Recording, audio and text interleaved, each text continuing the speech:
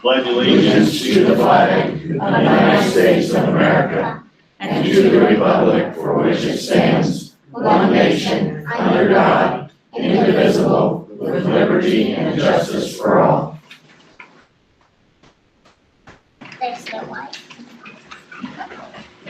First item is proclamation proclaimed Tuesday, August 7th, 2018, as National Night Out, Bloomfield Main Street, and National Association of Town Watch. Move to approve. Second. All in favor? Aye.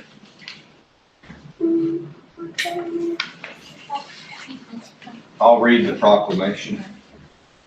Whereas the National Association of Town Watch sponsors a national community building campaign on Tuesday, August 7th, 2018, entitled National Night Out, and whereas the National Night Out campaign provides an opportunity for neighbors in Bloomfield, Iowa to join more than 38 million neighbors across approximately 16,000 communities from all 50 states, U.S. territories, and military bases worldwide. And whereas National Night Out is an annual community building campaign that promotes police, community partnerships, and neighborhood camaraderie to make our neighborhoods safer, more caring places to live. And whereas neighbors in Bloomfield, Iowa assist the local law enforcement agency through joint community building efforts and support National Night Out 2018.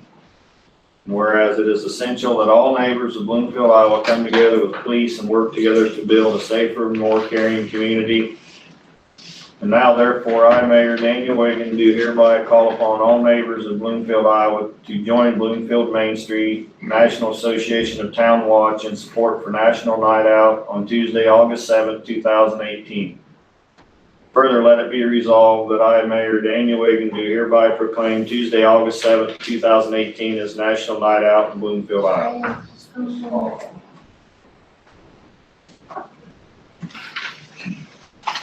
Yep. You're welcome. Good job. Thanks. I just want to add, we're planning that night in the courtyard, we're going to have what we're calling and describing as a dessert potluck. So anybody can come after dinner from 7 to 8:30. If you want to bring a dessert to pass, come on here, and we're just going to all kind of hang out and get to know each other. Sounds like a good time.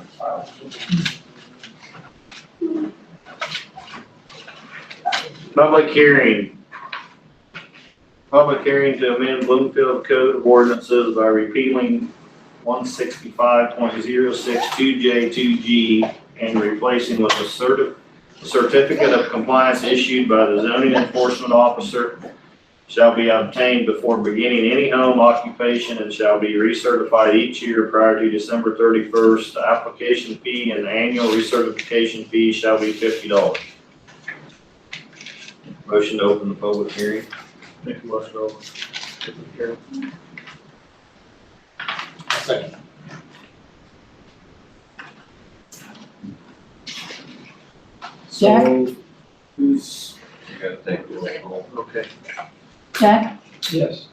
Scott, Yes. John, Yes. Darren, Yes. Earl. Yes. Anybody got any comments on that from the public?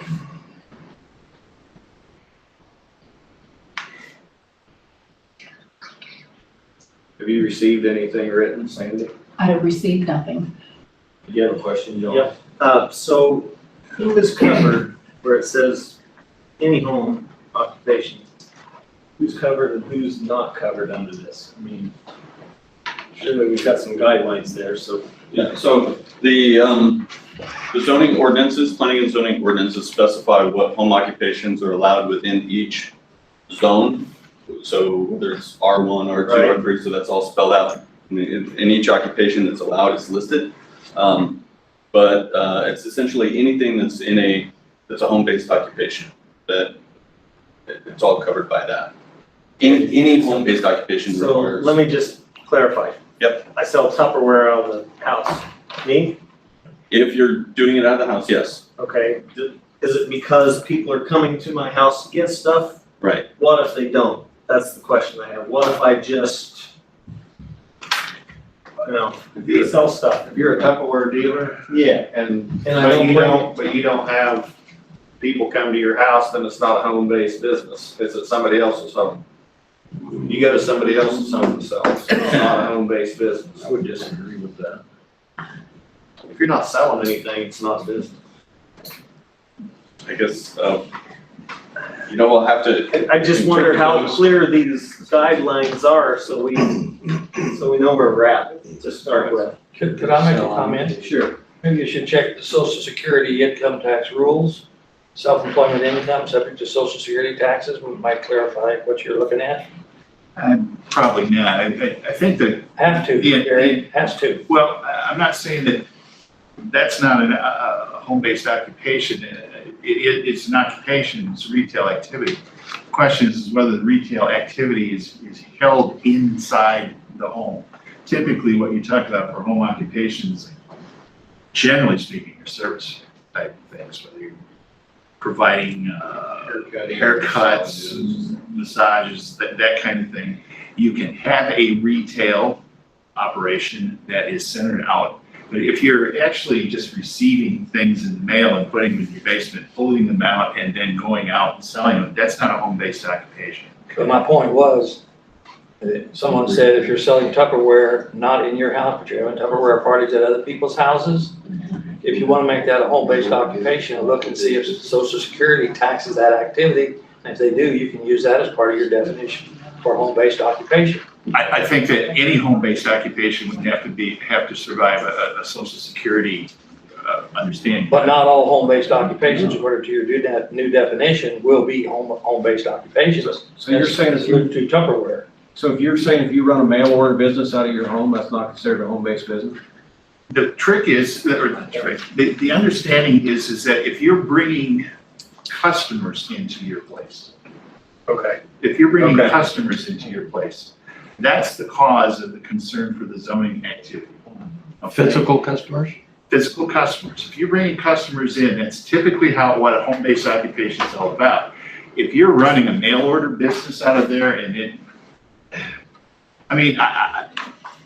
that's a close call. I've never heard of a home-based occupation defined that way, mainly because there is no activity other than maybe a delivery vehicle once in a while. But, nowadays, It's still a business. I mean, I know people that do nothing but sit at home and sell stuff on eBay. well, again, you don't have customers physically coming into your place. That's why the zoning code, what it's all about is to recognize that you don't want to have.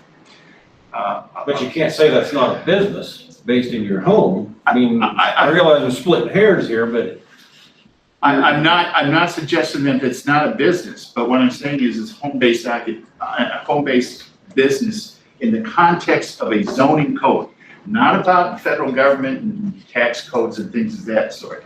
But the whole point is that you do not want to see your home, or you don't want to see a neighborhood converted into an active business operation where you have a retail function where people come to your place.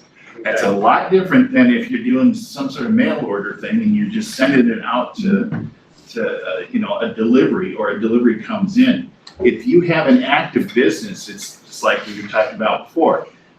Somebody coming in for a haircut or a beauty salon or a thing of that sort, or tax preparation, or even in some cases, small scale real estate sales, things of that sort. Something that you would see a customer come into your place, your domicile.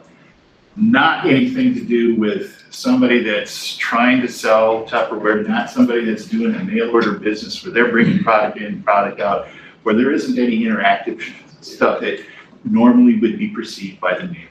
I was gonna say, the code J2 describes what a customary home occupation is. I don't know if they've got that on their computers or not, but I can pass this down if you guys wanna read it. J2G. Well, this is J2 before G. I mean, it defines, says a customary home occupation includes any occupation or profession conducted entirely in a dwelling unit are the only goods or services rendered in connection with the said occupation are goods and services manufactured solely on the premises and provided that, and it has like a whole bunch of definitions that go on. I can read it all, I guess, or I can pass it down, or. Okay. One point of clarification here, all of that already exists in our code, what the home-based occupations are, and also that you have to have the certificate in order to do it. The only change here is saying that the certificate has to be renewed annually.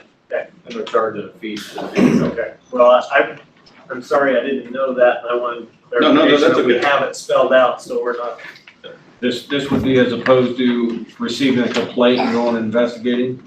Right, this is, the whole idea here is to establish these businesses with a permitting function and have people aware of what they can and can't do and simultaneously evaluate once a year whether that business is in compliance with zoning.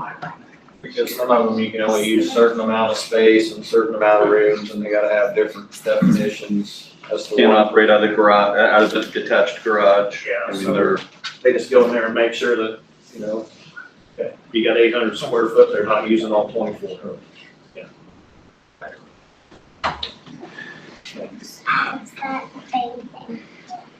Any other comments or questions?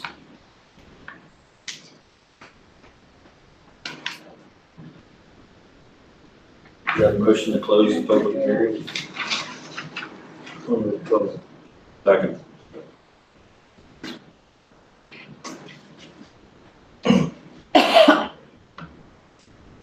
Earl, No, it's close. Oh, okay, yes. Close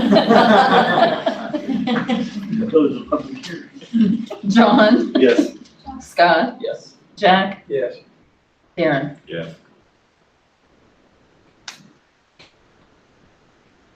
Consider approval of first reading of an ordinance amending the Bloomfield Code of Ordinances by repealing 165.062J, 2G, and replacing with a certificate of compliance issued by the zoning enforcement officer shall be obtained before beginning any home occupation and shall be recertified each year prior to December 31st. The application fee and annual recertification fee shall be $50.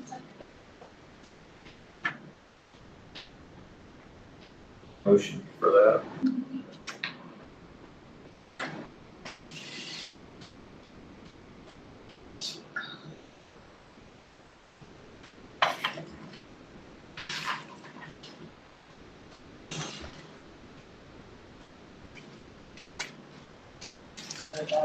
Nobody mentioned that.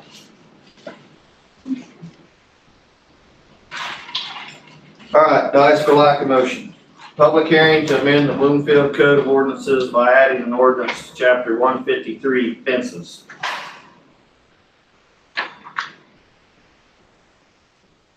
Motion to open the public hearing. I'll make a motion. Second. Jack, Yes. Earl, Yes. John, Yes. Scott, Yes. Darren. Yes. Any public comments or opinions on that? I have a question. How many in a year's time requests do we get for permits to place swimming pools? Do you have any idea? we've never required a permit for swimming pools in the past. What does our current ordinance say then?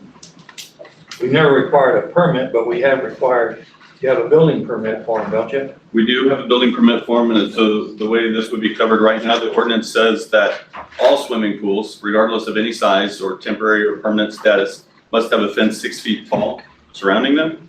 We have several pools in the city that are out of compliance with that ordinance. And that fence would require a permit, but the pool itself doesn't require the permit. This would put a change in that the pool would require a permit as well as the fence, and the fence is only required if the depth of the water is greater than 18 inches and is less than 4 feet above grade. Right, so if you had a pool that's 4 feet tall, it doesn't require a fence. But if it's below 4 feet and above 18 inches in depth, even if it's at ground level, it requires a 4-foot fence all the way around. So it's a relaxation of the rules in the sense that fences are not on all pools. We're specifying which pools or ponds or water, and the fence is less. Well, as a member of the public, I would hope that no matter what you do, you eliminate swimming pools from front yards. Yes. And no grandfathering. Is that all covered in this? Or is this just The fences? grandfathering, I mean, that's how you guys decide to act, but placement of the pool is covered in this. Has to be approved. In a. All it says is fences. Yeah, there's a place in there that talks about, the placement of the pool has to be approved by the zoning official. That's already in the existing ordinance. No, it was in this when I read it earlier.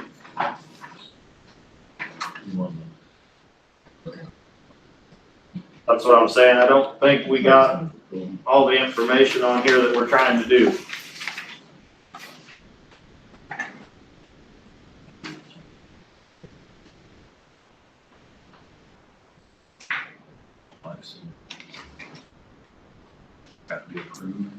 Because that's what I thought. It was The gonna be location of fences. the location of the swimming and wading pool shall be approved by the planning commission and by city council in the city of Bloomfield, Iowa. So as the planning Right? So- commission approved the above, between 18 and 48, or below 18 and above 48, you don't need a fence? Yeah, so this ordinance is coming from the planning and zoning commission. This is their recommendation.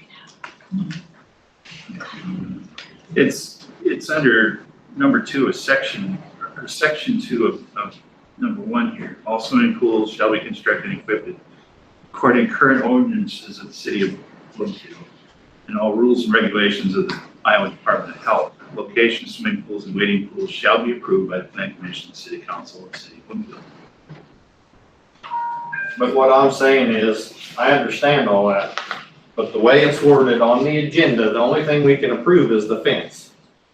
Because there's nothing in here about the heights of the pools, and there's nothing in here about anything else. All that's on here is fences. I defer to the legal counsel. There's nothing in here about the depth of the pool and none of that change, you know, all it says is fences. I guess I would say that that's probably not enough information for the public to know that they should be here for the pools. I would say that that's probably accurate. Because if people knew it was about pools and they may be here. All they're worried, because I had somebody ask me, the public, about the fences from 6 to 4 foot or whatever that change was, which that's not on here either. To let people know what the changes are, it just says fence. I don't think we have enough information out to the public for them to comment if they want to. It's in the ordinance, it's not on the agenda. I think that's what Dan's saying, is that Yeah, there's not enough information on There's the not agenda enough to indicate. information on the agenda for the public to be fully aware of what we're trying to do. I'm So let's just table it until the next meeting. When you say, I'm just trying to clarify for myself here. But when you say it's not in the ordinance, you're saying that it's not in this ordinance or it's already in code? The ordinance adds the depth and the height of the fence changes. And I think what the mayor is saying is that there's no indication that those changes are going to be made to the pool ordinance based on the wording of the agenda. And we don't have this in the agenda or in the ordinance itself, right? It's in the new ordinance that we're trying to approve, but it's not on the agenda to do that. I understand that. It's not duly informed.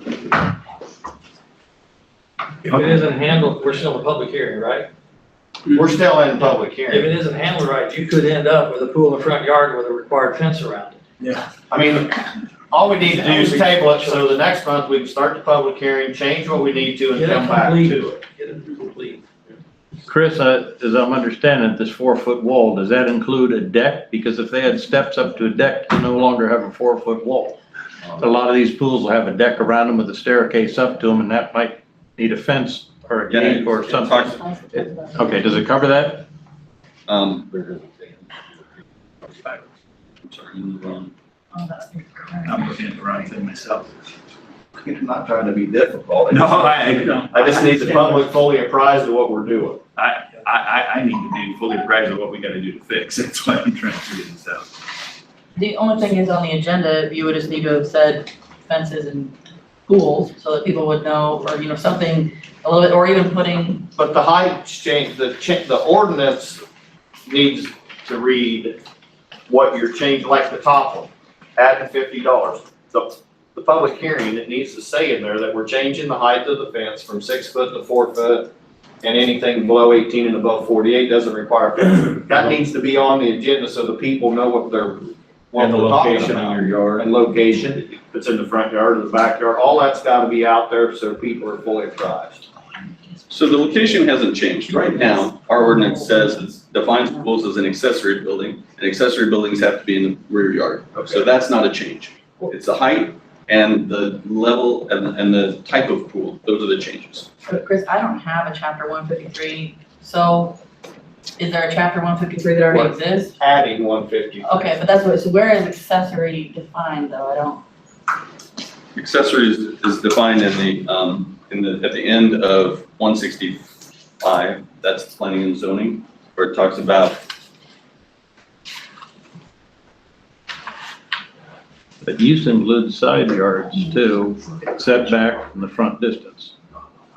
yeah, setback, and it has to be behind the front face, right? If it's a corner lot, it'll just be up to the discretion of the planning and zoning. Corner lot is described as, both faces are, corner lots are described on which is the front and how that's all in there too. What's considered front and rear. But then once again, are you gonna allow side yards, or is this strictly back on a side corner lot, or? From what I'm hearing, is that that's already been defined. Is that correct, Chris? Yes, it's in the ordinance already on whether or not it defines a pool as an accessory building, and accessory buildings have to be in the, That's if it's a permanent structure, right? it doesn't clarify that as permanent or I thought you said temporary. you did, for a non-permanent pool, you'd need a building permit. We don't have, right now, you don't need a building permit for any pool. We need a building permit for the fence. This would add getting a building permit for the pool and the fence. See, that's not here either. I need a motion to table that. I move to close I'm public, gonna say you Public gotta hearing. public hearing first. move to close public hearing.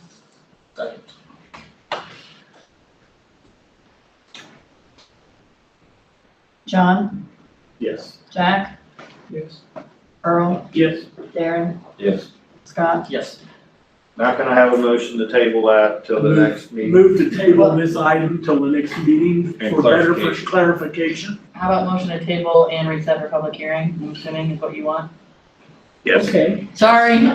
sounds good, the way she said it. Yeah, I'll second what she said. Okay, we got a motion to table and reset public hearing for August 2nd. Pending clarification. Karen, what better clarification?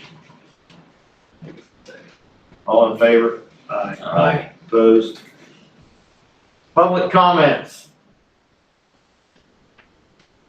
Doug? Do I have to state name or anything? Is this public comments on that? This is public comments on anything Oh, in okay. town. So I know you guys are gonna be talking about Main Street and DC and economic development in general. I just wanted to give you some numbers of what happens when we're left to our own devices. I know some of you don't think we operate very well. So by our calculations, the city has given us around 327,000 in our 23 years of existence. We have brought in 4.4 million in grants. That's not public investment. That's just in grant money alone. That is a return on investment of about 1,268%, or annualized at 55%. So I think that's pretty good. Aside from that, you probably know that Ottumwa received $800,000 for a streetscape grant, downtown streetscape. And I know you guys talked about Larry Seals speaking on how permeable pavers wouldn't work. He's quoted in the Ottumwa Courier saying that, questions about the work have been raised, particularly with use of permeable pavers. And Larry Seals is quoted as saying, none of the potential issues are insurmountable. So I think he may have told you some fibs, as Atoma did accept the money.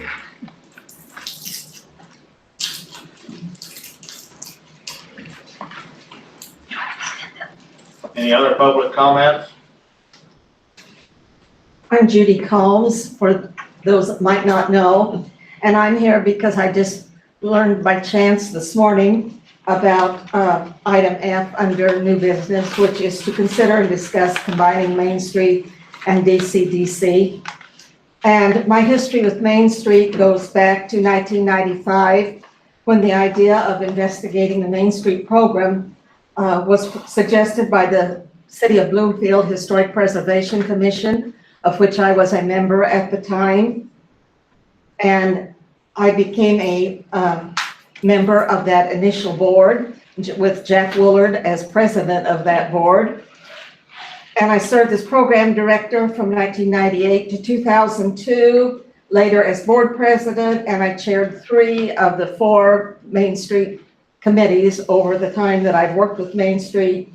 My involvement with DCDC goes back to 1998, when I also worked part-time as assistant to the DCDC director, and I think Earl was on the board for DCDC at that time, and that's where I first got acquainted with Earl. And I firmly believe that both organizations are vital to the continued development of Davis County. And I also know that while they've worked together on numerous projects, of which the public probably doesn't even know, I also know that there are also differences. In general, DCDC has a county-wide focus and concentrates more on commercial, industrial, and ag issues, transportation, as well as working with other area groups and agencies. And I know the director serves on various boards with those area groups. Main Street is focused on downtown revitalization and development, with a major emphasis on economic revitalization through historic preservation. It is a volunteer-driven organization. In our community, thousands of hours have gone into efforts to reach the success levels that have been reached. And I know from trying to pry those volunteer hours out of people, because you have to report, there are many volunteer hours that go unreported. One of the reasons that I think Main Street has been so successful nationwide is because it has a very high level of accountability. You are accountable for many things if you are a Main Street community and want to remain with that status. Some of you may not realize that to participate in several of the grant programs, free design and technical assistance programs, you have to operate under the parameters of the National Main Street Program. You can't just decide you want to be a Main Street program. You can't continue if you don't go follow those parameters. And this is administrated through the National Trust for Historic Preservation in Washington, D.C. We as a community cannot just decide that we are going to change the organizational structure of the Main Street and expect to reap and continue to reap its benefits. These benefits over the years have made a truly significant economic impact in our community, as well as providing many public events that bring our citizens together. We just discussed one tonight. And believe me, I learned what it's like to work with a whole bunch of volunteers. Not the easiest job around, believe me. I did want to share with you one way in which DCDC and Main Street have worked together, and the way that, just as an example, that some things are just never even known out in the public.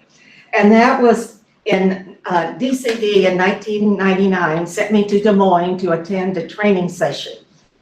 And at that training session, Tim Rendiers, who was the Main Street design consultant, did a presentation on the local housing assistance program. That was a grant program for second-story housing. I saw immediate connection with Bloomfield. I come back, I remembered hearing Lloyd say that DCDC had conducted a housing study. At that time, I was the lone person in the office as DCDC was between directors. I found it high up on the third shelf. Fortunately, DCDC had made that housing study because without that, we could not have even applied for the grant. And that grant resulted then in the 9 second-story apartments, and the owners of the buildings received a total of $270,000. This started us down the road of our second-story housing projects that have continued to this day. I urge you, before you go any further with the idea of combining Main Street and DCDC, you do some real research and investigate with current and former board members. Jeopardizing the benefits of being a Main Street community are at stake. And in addition, from my point of view, if there's anything we don't need, it is dissension between two organizations that are both play a real vital role in the future of our community and our county. I want to thank the Bloomfield City Council for your assistance to the organizations. And in recent years, I know that close relationship has resulted in benefits that have gone far beyond anything I dreamed of when I left Main Street in 2002. So thank you. Thank you, Judy. Any other public comments? I wasn't gonna comment, but I will. This last go around of upper story housing improvements that we had, I believe involved 16 apartments. The average rent is $600. That's $115,000 a year of new income to those building owners. If the average utilities is $300 a month, that's $58,000 of new income to the city of Bloomfield. That's just one significant project that we've had out of Main Street alone. And Judy's correct in what she says about the parameters under which Main Street operates, and I'm a president from 20-some years ago, are concentrated in a certain geographically defined area. And if you're outside that area, there's nothing we can do to bring you into that area. You can't be annexed from outside Main Street into Main Street. It's defined geographically, it's set. So our concentrated efforts, Main Streets, is in that area. We can't go out into the industrial park or some other places and do some things, even though a lot of people probably think we can and should. It's not possible. Thank you. Thanks. I'm Alexis Henderson, and I'm current president of Bloomfield Main Street. And I would just like to comment, back in June, there were over 1,200 people brought into the downtown. I don't know if you all were at Hearing Nation Days, but the square was full of people. We have National Night Out coming up in August, September. We have, late August, we have Meet the Mustangs, Fall Motor Show, Trick or Treat on the Square, moving into December, Taste of Christmas. So as you look towards the end of the year here, there's almost something every month that Bloomfield Main Street's bringing to the community. Thank you. Thanks. Anybody else? Bruce? Bruce Wortman. I support everything these folks said. Judy and I go back, and Jack does too, to the birth of Main Street, so to speak. And with the Development Corporation, I've been on that 5 years longer. The city had a industrial farm out there, a vacant area. Jack probably even a Quigley Farm, wasn't it, Jack? Yeah. And they had 160 acres, and the group was kind of formed and charged with bringing in businesses and filling that up. One of our first big scores was the infrastructure. There's over $1 million worth of infrastructure put in there at the city's expense of about $100,000. So that was a winning grant for everybody. It's unfortunate. I think at that time we were unaware that the electricity was going to go to the REC, as did across the road at the junction out here. But unfortunate for the city's coffers, because that would have been good income, especially a business like Performance Pipe and some of the other welding facilities and everything else out there. We feel we've been good stewards of the money. We started the TIF fund, of which you're all aware of the funding that comes in out of that. probably $1 million every 3 years. It has been more, it has been less. It fluctuates quite a bit. And they quit publishing the income in the paper, so I can't keep track anymore, or I'm missing the publishing issue of the tip funds anymore. Right now, there's probably 180 jobs out there averaging $20 an hour. That'd be 40,000 a year times almost 200 people. Somebody can do the math on that. The jobs are local to the community. They're all still growing. They're doing well. We've created spec buildings with your help, the REC's help, and whatever else. They've all been sold and filled. Not everything's been a perfect one. Some of them closed, but they've been reoccupied and they're up and going again now. And we'd just like to thank you for your cooperation in the past, and we'd like to see it in the future. And I agree with Judy's. We've tried working together for years and years, and there's just details in the makeup of both committees that don't necessarily mash, but they overlap. And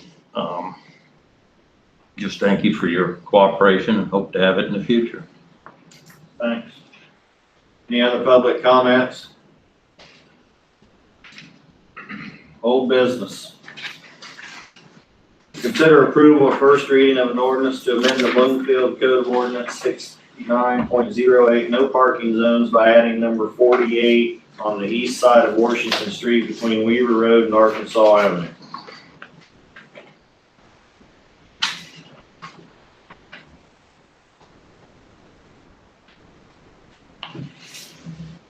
Have a motion?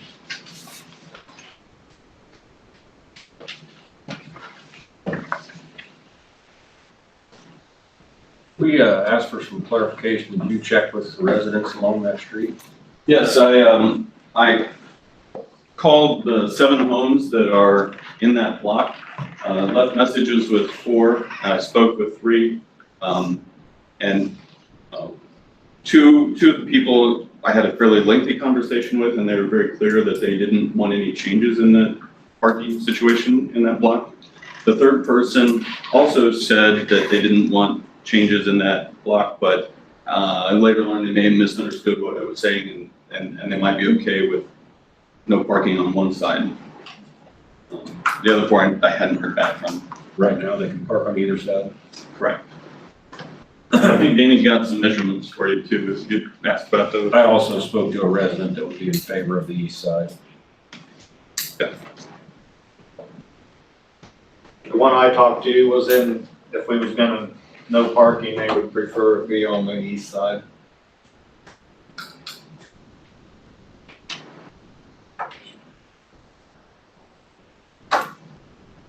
What were the measurements you had there?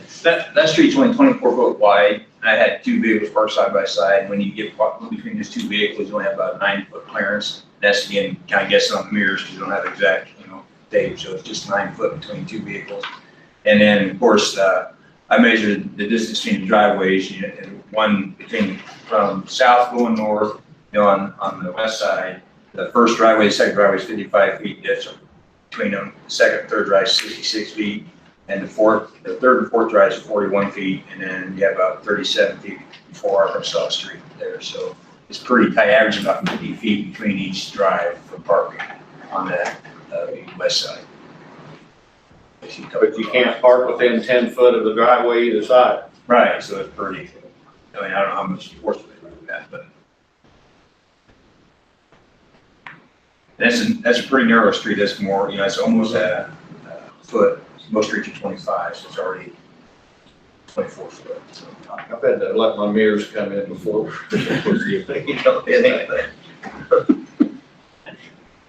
mean, I understand, we talked to the people that live there, and that's one thing, but you also have to look at it also from a perspective of public using the road to drive on. I mean, we talked to them about parking, but you also still have to maintain the road being open so the public, it's kind of a main road, or could be, to that hospital.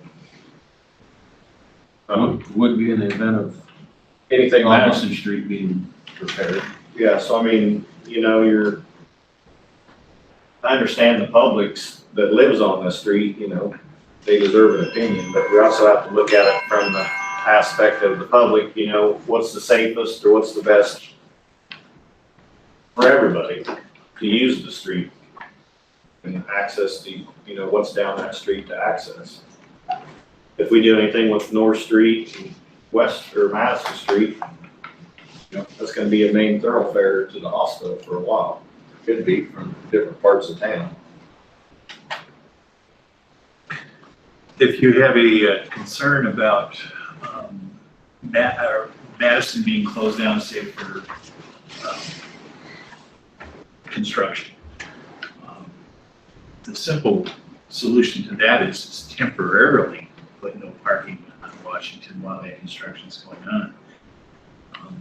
That being said, the larger issue still is begging the question, and that is do you want to do this or not? I think if you have a temporary circumstance, there would be a clearly different approach to try and figure that out with parking on that street. Beyond that, this is a choice that I think the council has to make from the standpoint of whether they feel that this thoroughfare is significant enough to create a no parking zone on one side or both sides or no sides. And it is probably as much as anything a residential choice, a resident's choice, given the fact that normally that street probably is not heavily trafficked. A lot of people go up and down that street. I go up and down it quite a bit. And I looked at it, and so this is saying no parking on the east side. Well, to me, you've got all those driveways on the west side, and you can't park on each side of. I'm sorry, I misread that. The one that I talked to said the parking needs to be on the east side, not the west. Okay, yeah, I mean, that makes more sense to me. There's more parking Logically, there's there, more- plus coming out of your driveway, if somebody's parked at the end of it, then that creates a blind spot for you. Okay. It's the only. I read it wrong myself. The other option, if you got if everybody lives on the west side and that's where the traffic's going, you got people backing out into traffic. If they're allowed, if you leave the distance by their driveway that you're supposed to, they can back out on their own side of the road and take off and not be backing into. But at least you traffic. can see the traffic coming if you don't have a car parked in the curb.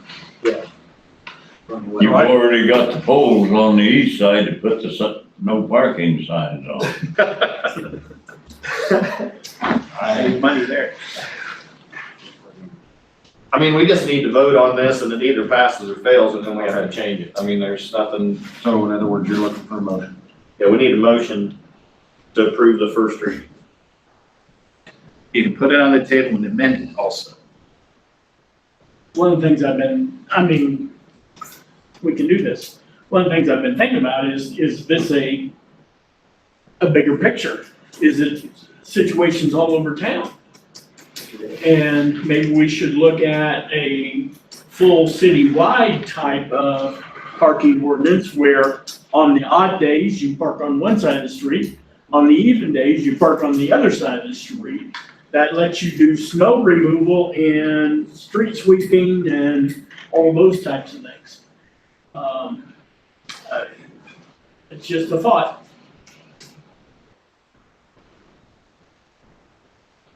You still gotta do that.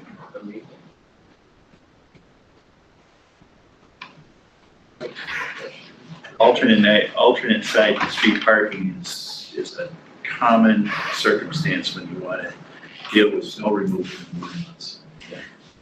It don't work on the square. Do you think it's gonna work all over town?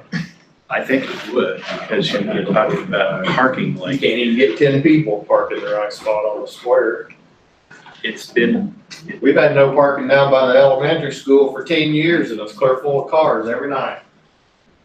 So that don't work either. I think it would cause more confusion than serve. all I'm saying is it's a common way of dealing with it. This is for public comment. Can I speak on this? I live on, well, if I can or not. Yeah, go ahead. Darren and I, we've been longtime residents of Southeast Street, we're one side.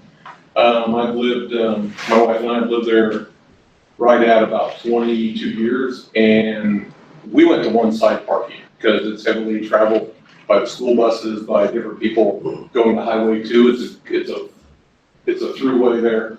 And now this is the old council. We literally were just told one day, you know, it's gonna be on one side of the street. I will be, and we've been there multiple years, and when they instilled that, I actually think it was a good thing, because within probably the first 8 to 10 years, I've had 2 cars hit, you know? So actually, it's been a positive for us. The only thing I didn't realize, and like I said, we were just told one day not to be there. The signs went up on the opposite side of the street. You know, Darren's a longtime neighbor there, same thing. I did not realize the one thing, there is an ordinance on how close you can park to your driveway. See, we were never informed any of this, and we've always just followed what's been in place in the ordinance. And we've always had a code red, so we immediately get our cars off the street and get in our driveway, because we don't want a ticket. And everybody else, I can guarantee it, and I can guarantee it, Darren can vouch for me on this, every car is off our street. They have a clean way of pushing. And you hit the no parking on that street is on the side with the least amount of houses. Yes, yes. On my side, on the east side is the. No parking on the east, or parking on the The east side. parking is on the west side, no parking. On the west. The east side is the most heavily populated housing, correct. Correct. Well, you don't have any streets to the west side, so. Correct. It's just the throughway from, yes, on Franklin, then it cuts through Highway 2. I would move that we amend this to no parking on the west side street in the Republic. Do we have a motion on the floor? No. You can just then make the motion and say west. I don't think we can amend this, because we've already had the public hearing and already voted on the ordinance. This is the This is the first reading. This is the first reading. Then you gotta make an amendment. So we, huh? Then you gotta have an amendment. This ain't the same ordinance that didn't pass. Excuse me? I would say you have to make the amendment. What I said, make an amendment to. Because it didn't actually pass the first time. This ain't the one that didn't pass. No, that This is a different ordinance. Oh, it's a different one? We had the public hearing and then we tabled it for more information. That's right. So I'm not too sure, we probably shouldn't have had we should have probably had the public hearing again. You can have a public hearing and then change the intent of an ordinance. But we don't have a public hearing. We didn't change the public. You already have had the public hearing. You That's tabled it. right. We had the public hearing. Right. Table for more information. You tabled it to tonight. You made a choice. You're now Yeah, making a you make choice. modification only to what you already previously talked about. Right. You can do that. Yeah, I mean, you already had a public hearing about it, right? That's what you're saying. Last week. That's or last this road. And you tabled it because you wanted to have more discussion and you wanted to figure out another thing. So if you wanted to make any adjustments, you can do that. And I do remember there being talk even in that public hearing about what side of the street. That's right. Absolutely. All right, then I make a motion to amend it to the no parking on the west side of the street.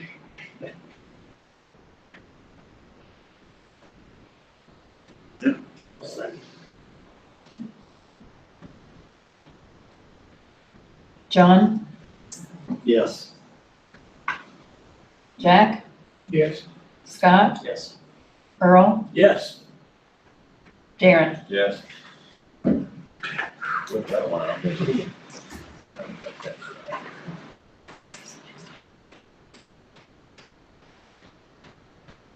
Consider waiving the second and third readings of an ordinance to amend the Bloomfield Code of Ordinances 69.08, no parking zones by adding number 48 on the west side of Washington Street between River Road and Arkansas. That's why I don't think we can do this. Because the ordinance doesn't read west side. If you don't wanna do it, you could always say that you don't wanna waive the. I'm just saying I don't think it's right, is what I'm saying. I don't think we're doing it There's properly, nothing wrong with it. There was already a public hearing about this issue. but it was, whatever. But if the council wants to take time and allow somebody else to come here, they can not waive the second and third reading. What do you got to say, Earl? I said it just comes down to one side of the street or the other. So if the city, any of the council members are concerned, you don't have to waive the second and third reading. Right. You can, nobody has to make a motion considering waiving the second and third reading. And then if somebody shows up next time and says, I don't agree with it being on the west side and the east side, well then, Here's the thing, we had the public hearing for it to be on the east side. If we're changing it to the west side, don't we have to have a public hearing for them people to come and voice their opinion on that? you already had a reading, you already had a public hearing. But the way, for this way, But if all you're doing is just changing it from east to west, it's still the same thing. They had noticed that there was gonna be a potential issue with parking. But like I said, there's nothing that requires the council to waive the second and third reading. If all the people wanna show up next time and object to it, then they certainly can. So, I mean, considering the waiving the second and third reading could just die for lack of a motion. do we have a motion to consider waiving the second, and third reading? I say we just be done with it, but maybe I'm all wet, but I'm gonna say I consider waiving the second and third, and we'll see what everybody else says. Sound like we contacted about everybody, right? That it truly affects as far as people that live in. I'm not saying that it's No, I not the know. right way to do it, I know. that it's wrong. Changing it, I don't think we're going about it the right way. Is what I'm saying. I don't think you're apprising the public fully of what you're doing, is what I'm saying. But we like to do a lot of that around here, so just go ahead. We got a motion to waive the second, and third reading. Got a second? Darren? Yes. Scott? Yes. Earl? No. Jack? Yes. John? Yes.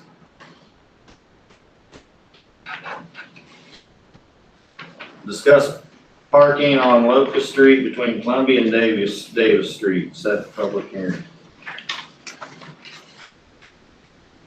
That's what failed the last meeting. That's here, okay. So I put that back on, because I wasn't here and I didn't get in on the discussion. I did get a phone call from some folks from the library, and they have had a meeting. I don't know if there's anybody here from the library tonight, but they've had a meeting about this and discussed it. They want to see parking back on the south side of this street.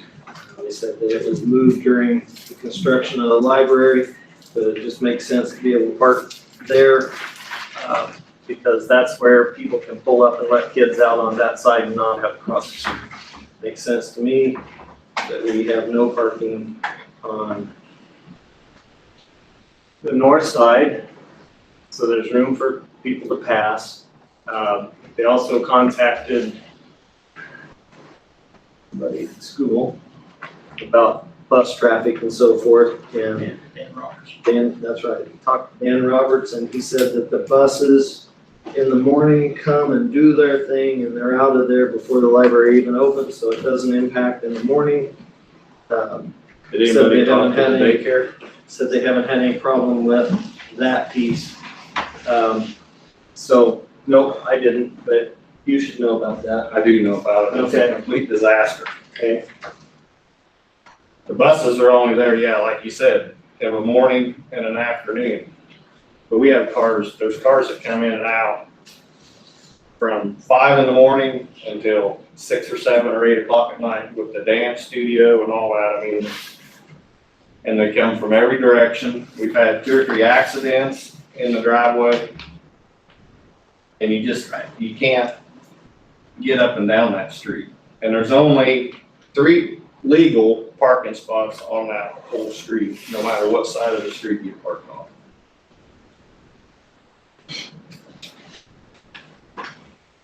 Sounds like we got a parking issue. I guess I would like to see us, if anything, with no parking on both sides from like 6 a.m. to 6 p.m.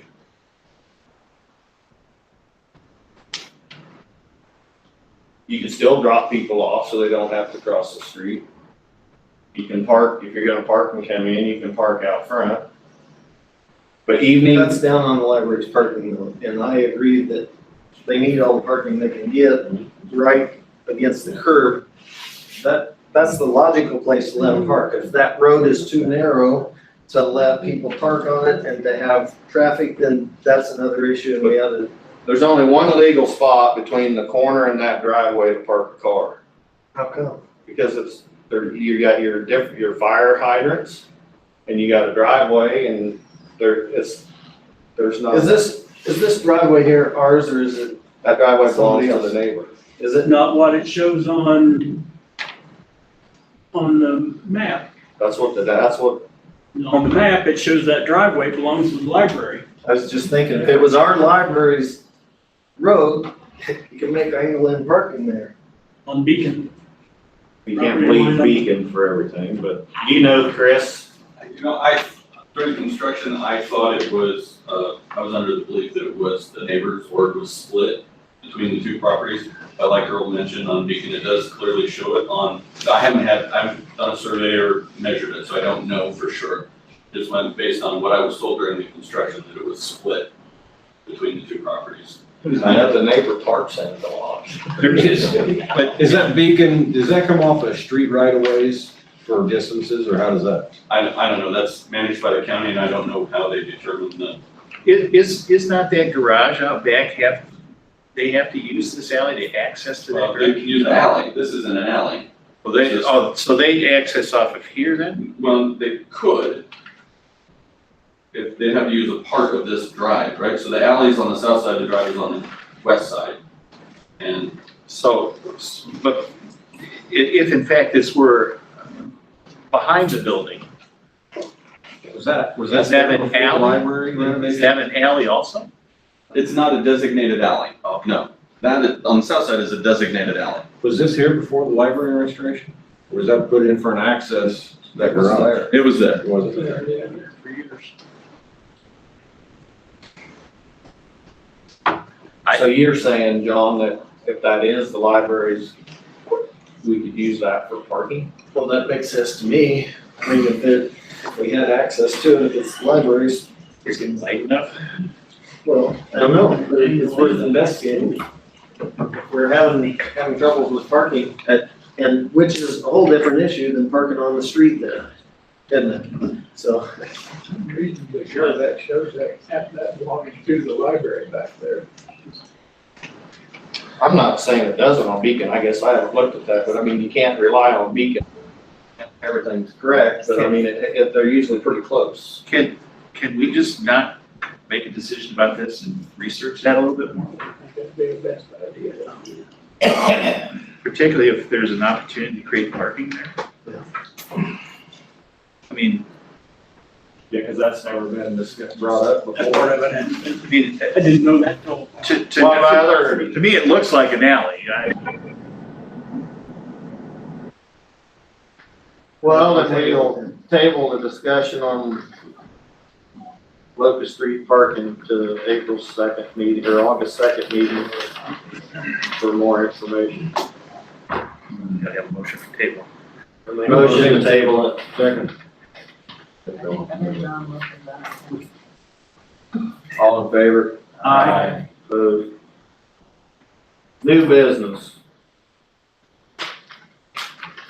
Consider approval of professional service agreement for engineering services with Shive Haddock for the East Street Culvert project in the amount of $19,100. Move to approve. Second.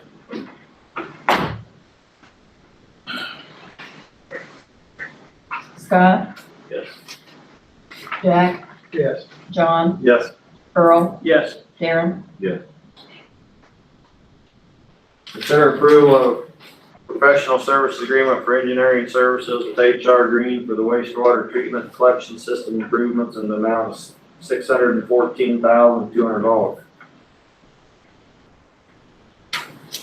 We've discussed the selection of HRG in the past, from the standpoint of a competitive RFQ evaluation. We interviewed 3 firms.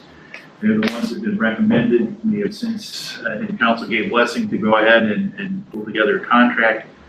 The contract for this deals with our collection system as well as improvements that have to be made to the ponds. This is Is this just one phase? It's everything. It's and a everything. Flat fee. It's a flat fee. So when we're done with this, we'll be in compliance and That's right. quite a bit cheaper than what? No, this No, is just the design. This is just for the design. Easy engineering.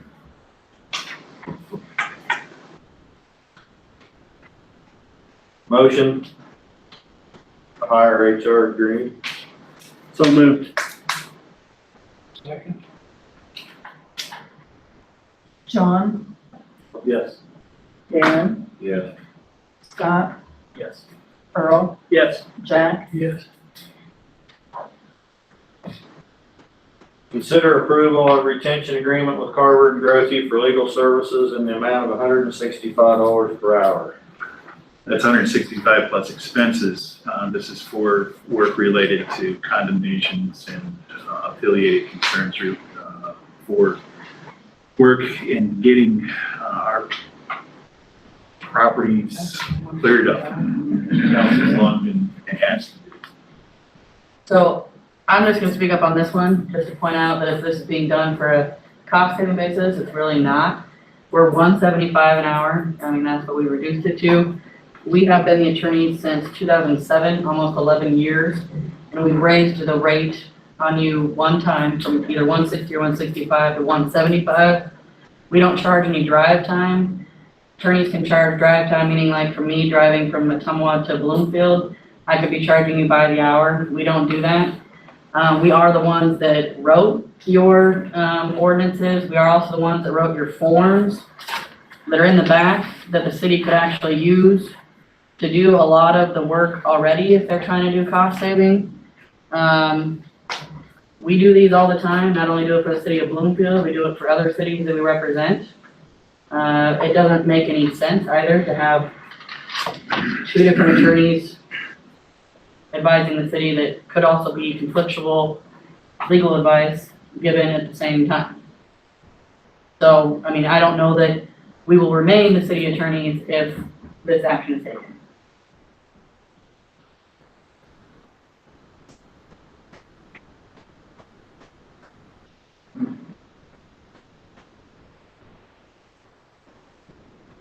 You had a chance to do this bid that was sent out? We never got anything about a bid. This is a direction that you had given me to put this out. This is very specific for this purpose only. We were looking at this from the standpoint of focusing on someone who's had experience in doing this very directly in relationship to the kind of work that we're looking to do, and it's very limited to that kind of function. Basically, it's only for condemnation only. Which is something that we have done for the city of Bloomfield, have done for multiple cities, did the forms for, and have gone all the way from beginning to end 4 years.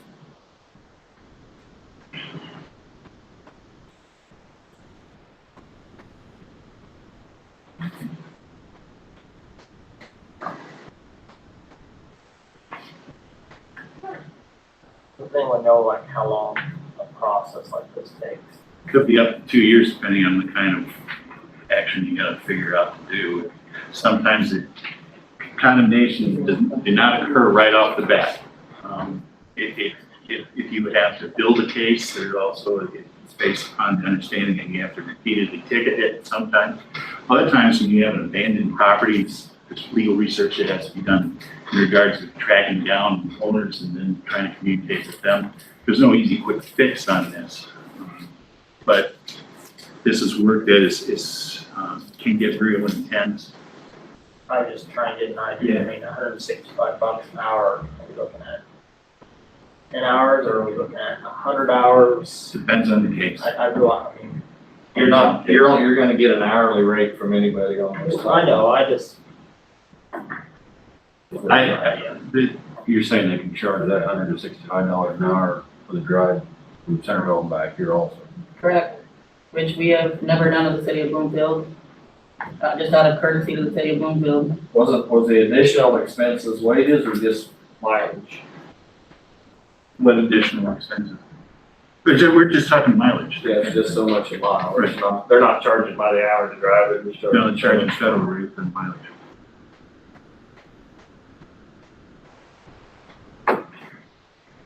And that's if you have to do it. I mean, it can be done by phone, fax, you know. Not typically, not when you actually have to I'm not saying all communications, but some can. Depends on how much we rely on staff to do it likewise. We've never had.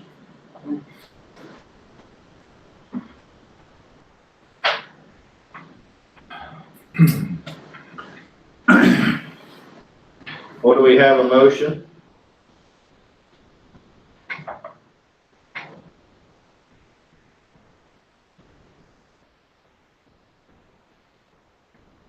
I got one more question. Okay. So this is for like condemned houses or something. I mean, if we was to approve this legal service, does that mean that we still can't use others' legal service, or it just gives us the option? Does this tie us into that we would only be able to use this legal service, that process? I don't think there's an exclusivity here. I mean, we use 3 or 4 other attorneys for other stuff. Those are highly specific matters. This is something that is routine for cities, not highly specific. When was the last time you've done one of these? The city of Bloomfield hasn't done one for a while. I did one, Did the house on probably 2 or 3 years ago. Jefferson? West Street, or wasn't it on West Street? There was quite a, so it looked like, so there was, when I first drafted these ordinances, there was like a rash of them. And then like it kind of tapered off, and then it would kind of just trickle in every once in a while. Was the one on Jefferson that was on the corner? Yeah. The one We did that. the opposite way at the T that's. The city has, since we've been here, the city has never gone to an outside source to do condemnation buildings.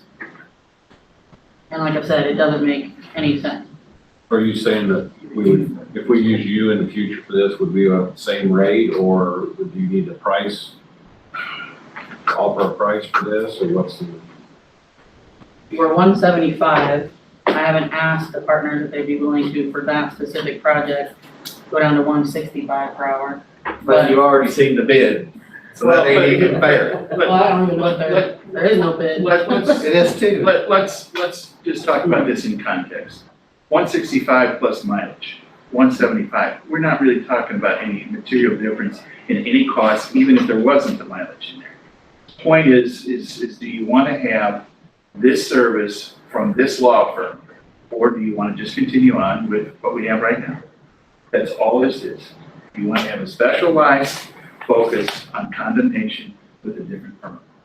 The cost is really not going to change this issue between the two firms. And I guess I would also add, they're starting off at 165. Like I pointed out, we haven't raised our rate except for once in 11 years. There's no guarantee that they're gonna stay at 165 forever. No guarantee that we have to say what we do. So the question is We really, had a list of what, 6 houses So we easily, 6 to 10 is easy. that was gonna be the focus as a trial. And at that, I mean, isn't that kind of what our main goal was? Just, if we just approve this, it's just basically gonna be for this one specific set of houses that we have right at the moment to get, you know, maybe it don't work out, maybe it does, but it's not, we're not approving to use them for our city attorney. All we're doing is they're specialized in that area to give them the opportunity. But we don't have to stay on either for, I mean, this to us would be, doesn't make any sense. And we wouldn't wanna be having 2 different law firms giving you legal advice.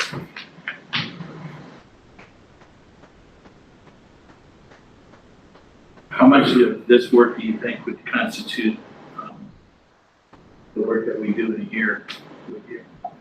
Well, it hasn't been for a while because we haven't done it for quite a few years. But you've heard that we're talking about 6 to 10 houses.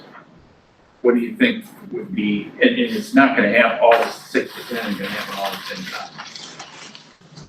Let's just say that the list is half that. you got 4 or 5, something in that range to start with in a calendar year. How much time would that take in the context of your overall service provisions of it?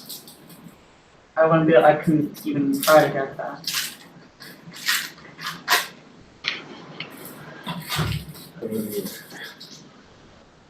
Like you said, each case, yeah. Right.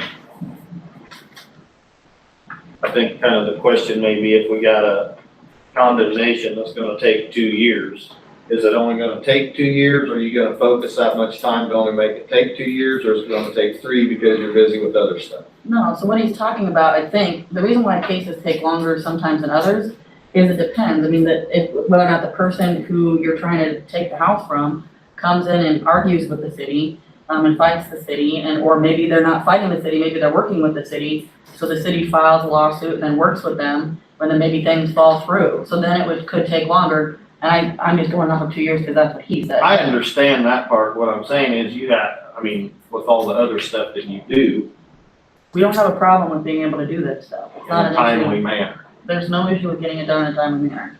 We would need to know from the city, because we have several forms that the city used to use, that we drafted for the city, that Chris could use that are in the back of this book.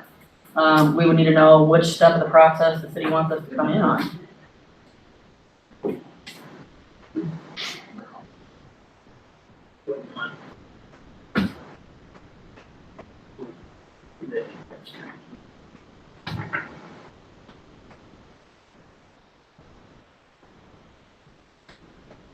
Didn't seem, I'm gonna interject. When you did the 2, one on Jefferson, well, there was 2 on Jefferson, 1 on each end. It didn't seem like it took a great deal of time once we decided we were gonna push forward. It didn't seem like it took that long. It usually doesn't. You do have to wait 60 days, but It might usually have been 6 months at most. it doesn't usually take a long time. And like I said, as far as I know, the city of Bloomfield never complained to us that we were not getting something done timely or anything like that regarding the houses. There is the waiting period, you know. But that's Remember the code. waiting period that you have to wait on that. So Yeah, that's statute. Yeah. I can't do anything about that.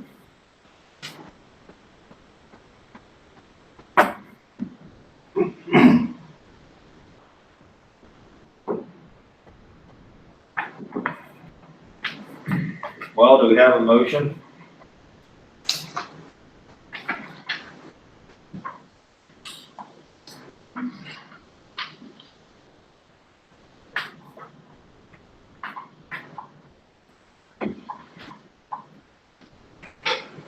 Yes, it dies for lack of a motion.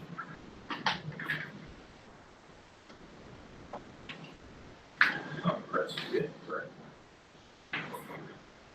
Consider and approve payments of invoice number 2 to App Studio in the amount of $21,458.88 for the Bloomfield Public Library addition and renovation project. Chris, this is all just final work related to their money, not ours, correct? Right. The library board's already approved this. Yeah, in fact, the reason this number 2 was some time ago, but it just, I don't know why, while we did library for the approval process, right? But that's. Okay. Move to approve. Second.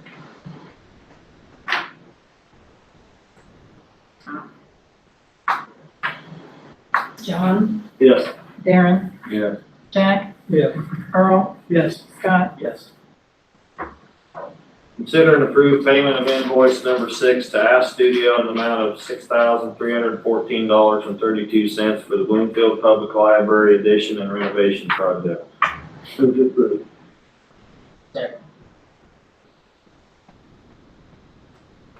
Darren, Yeah. Jack, Yes. Earl, Yes. John, Yes. Scott. Yes.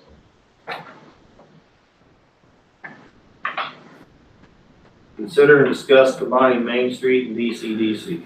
Mayor? Dan? Yes. I think one of the things that I thought about in the context of talking about combining Main Street and DC is not at all to eliminate either of the functions. And for that matter, not to at all eliminate their boards of directors. We're looking at this from a standpoint of what's cost effective here, and there seems to be an understanding that there's a need to provide administrative support to both of these things. In fact, while we are clearly understanding and in my perspective, very appreciative of all of the volunteer work that is being done by both of these groups, the fact of the matter is that there still needs to be somebody in the office. There still needs to be somebody that's out here making the phone calls. The work that is done on a day-by-day basis by what has been traditionally paid staff people. The question that is outstanding is whether in fact you can get a higher degree of efficiency from those paid staff people doing this work in a combination of functions.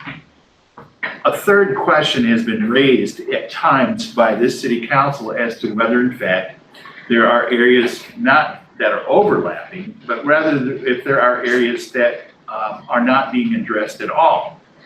For lack of a better term, do we need a Chamber of Commerce type function to handle retail activity that is outside the borders of the downtown Main Street area? And by that retail activity, I'm not talking about bringing in the retail business, but rather to provide a community service-based assistance to those folks once they're here and once they can get perhaps coordinated marketing or be incorporated in a more formal sense into some of the decision-making about our community events. I think it would be appropriate to understand that this is the focus, at least from my perspective, as to why you'd want to consider doing this. That's not to say that you would eliminate these functions, and I want to emphasize this. These functions are critical, and boards of directors that perform these functions are critical to this community. The question is whether, in fact, you could get a bigger bang for the buck out of this staffing that services these functions when sometimes they do overlap, and simultaneously, can you get even expansions of service for the same staffing levels that you have already? That, to me, is the discussion about this merger, and I wouldn't call it a merger from a standpoint of we're going to merge Main Street or DC together, but rather, probably the better word is sharing the staff. That's all I have to say. Yeah, like Gary said, I was probably one of the ones that brought this up. And the idea isn't to belittle either organization. It's to combine the resources into, I mean, we've had issues, I'm on both boards, so we've had issues with getting the administrator for Main Street, and DC has their issues. It was to combine the resources and get a better bang for your buck, to get a person more educated or experienced or whatever. You still have the two separate entities, but they're under one doorway. That way, when somebody comes in, needs help, say, okay, fine, I can help you. Since you're here, I can help you through Main Street. You know, you're not in my Main Street area. Let's see what we can do for you through DC. Both boards would still be there, but they would get their leadership or their expertise from a single individual. In other words, try not to overlap, but also catch the ones that are falling through the cracks. I would say that in doing this, that you would actually look at combining staffs. I don't see that there's going to be a whole lot of cost savings here. There's sometimes when you need a director of some sort, but then you also need support staff, paid support staff to make things happen, because a lot of times this isn't a one-person operation. It is obviously more than that. Whether it's two, whether it's three people, depending upon whether they're part-time or full-time status. All I'm saying is that you might be more effective if you have one-stop shopping for this. There's one other point that needs to be made here in the context of, let's talk about the grant work. Let's talk about the supporting of the grant work. Let's talk about tax increment financing. Certainly in a lot of these circumstances with both groups, the city is going to have a significant role to play regardless of how this is all configured. And in fact, Chris is probably more designated to do that kind of work, but I mean, the point being is that we would be working in partnership regardless of who it is. It might be easier if we worked in partnership with a partnership as opposed to over here and over here. That's all this is. It's not an intention to try and put people, take something from somebody and get something from somebody else. Can I weigh in on this? Sure. Yeah, I'm sorry. Now, paying someone more money, you know, 70,000 or whatever, is gonna get somebody more money, but it's not gonna get them more hours. And the amount of time that has to be dedicated to certain, and I certainly think, because Judy has seen this firsthand. She's worked with DCDC and Main Street and when we did have more sharing and we were in the same building. Main Street would certainly not be opposed to putting everybody in one building. We did it before and, you know, we have no problem with that. When you're talking about sharing one person though, that's where it gets a little stickier because they just don't, the hours aren't there. I mean, you can pay them 70,000 and they can have more expertise, but you're not gonna give them more hours. And staff isn't necessarily going to be able to, because we have training and I'm sure DCDC has training and seminars and, I mean, because that's what we want these people to be doing for us is going out to the training and to the seminars and bringing that information back to us so that we know when there's an opportunity, you know, like Judy's mentioned, LHAP, oh, I was at, you know, she got sent at the behest. You were on Main Street at the time, but you were sent at the behest of DCDC. So she comes back and, so the puzzle pieces do fit together. It's just. What do you mean by hours? You mean the director, don't you? Yeah, I mean, yeah, right. One director for both. I don't think, you're not gonna get more, you know, you can pay them 75,000 and they can have more expertise, but they're not gonna have, they've only got so many hours to do stuff. So they're not gonna have enough time. One overarching director wouldn't have the time to spend for both entities and give both entities the time they need. Is that what you were meaning, Gary? I didn't hear that from you, but I'm hearing something totally different from him, so straighten me out, guys. Are you talking about one person to oversee both programs? I'm not talking about, if we're talking about staff here, we're not talking about one person. Okay. Well, that would be brought up. There would need to be more than one person, paid person here. And the question is do you want, how do you, I mean, these are things that you gotta work out if you're gonna have this discussion. But the point that I'm making here is that there might be somebody that you would designate, let's say you got 2 or 3 people here. You might designate somebody to be a coordinator for some sort of Main Street project. But the point that I'm making here is that you have one umbrella. If you're gonna put them both in the same office at the same time, are you gonna have 2 directors? Is that the alternative here? 2 directors and no support staff? I think you have 1 director and then have 2 support staff for each side. I'm asking, these are the kind of things that I think. Can you give us a scenario where you think the one director is, I mean, because. Okay, you got You would hope that- organizations, you're both sending these people out to these fields to learn. Well, now you have 1 person in charge, you're only sending 1 person out to bring all that knowledge in instead of sending 2 separate ones. But I'm saying there's not enough time for that, right? What Doug was saying is you're only going to get a certain number of hours from this expertise, even if they'll work for $25,000 a year. The hours required to run a successful program, exemplified by what this lady did years ago, would knock your hat off. Now, let me go further and say, let me go further and say, 40. It might be a good idea to find out the thinking of these 2 boards before we get this horse too far out of the barn. I fully agree. So, Fully agree. I think that needs to be done. There's no question about it. They're each gonna have their own half the fence that they wanna maintain, But and I can see why they would want to do that. here's the thing about these hours though. you talk about Main Street. I might be wrong about this, but I have a perception that there's a lot of time spent in doing these events that we do every year. That's a lot of work. Most of that's volunteer work. A lot, but there still is coordination. Oh, sure. It has to come Absolutely, through, and absolutely. There's a lot of work. As Judy said, working with volunteers is a big job. But I think the point being is that you could have somebody that might be, an assistant in that regard, focusing on that kind of thing, which is time consuming, but is local, doesn't have the expertise that, you could have somebody with a lot of expertise spending their time doing that. And the question then becomes, is that an efficient use of that person's time? Right, I agree.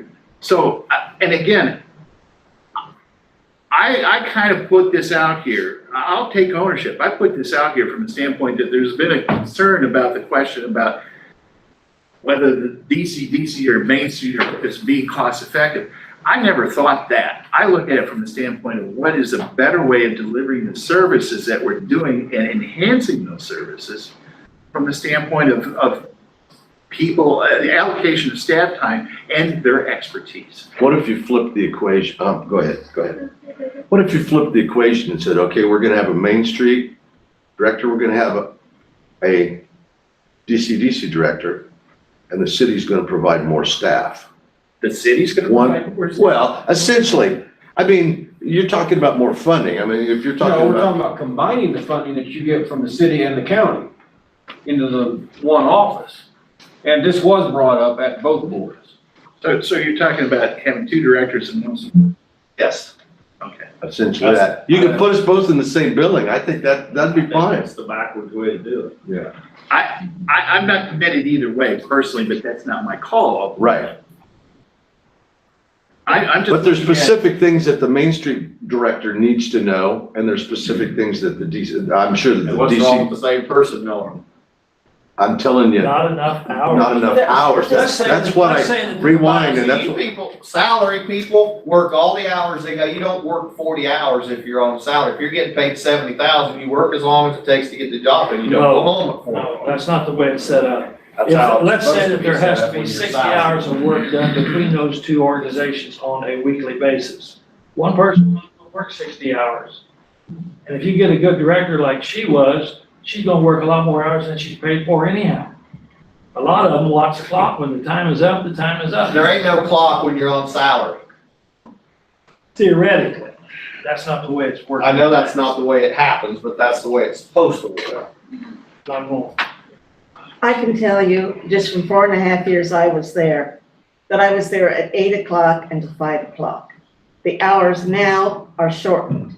I also documented that every month I had 20 hours of time that I was not paid for. Plus, I didn't receive expenses for a lot of things I did. I truly believe in DC, and I truly believe in Main Street. I think you're going to have a really hard time finding somebody that can handle all of those things involved in those two organizations. It's a lot more complex than you truly realize, but it's also what you make of it. I mean, you can get some things done, or you can have really active committees and you can have people from DC out working.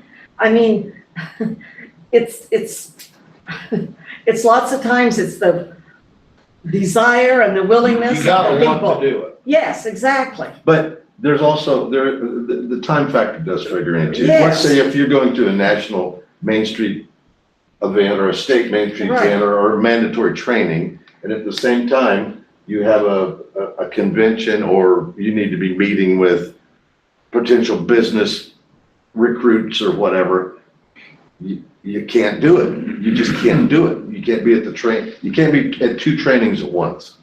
And I know the DC people, like they serve on other boards and things around in the area that are truly important, like Pathfinders, for example, that is really delivering economic development services to our community. So maybe the conversation to have is to get together, get Main Street and DC together and just share a calendar and say, okay, how much time is this gonna physically take? Because I think you're gonna be surprised, and they're both gonna look at you and say, wow, this is an 80-hour week, you know? From my perspective, I thought it was very good to have both In one building. in one building, Yeah. because we covered for each other when we were out. But one of the downsides to that was, and this was one concern of DCDC, was that because of the configuration of the building, there was often a lack of privacy when that director needed to talk to people about business development or business plans, because during those years, Main Street had committee people in there all the time. It was, and it was a difficult situation. We tried putting up a partial wall, so doesn't mean it's insurmountable, but those are some of the reasons that. It's a little easier now. We own the whole building, Yes. so we could.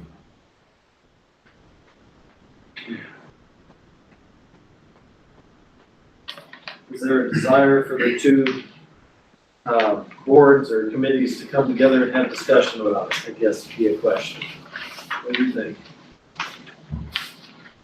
I guess I first would like to know the ultimate goal, because what I've heard here is that, we want one solid front for people to come into, but we don't want to cut funding. So in my mind, why does it have to be one organization?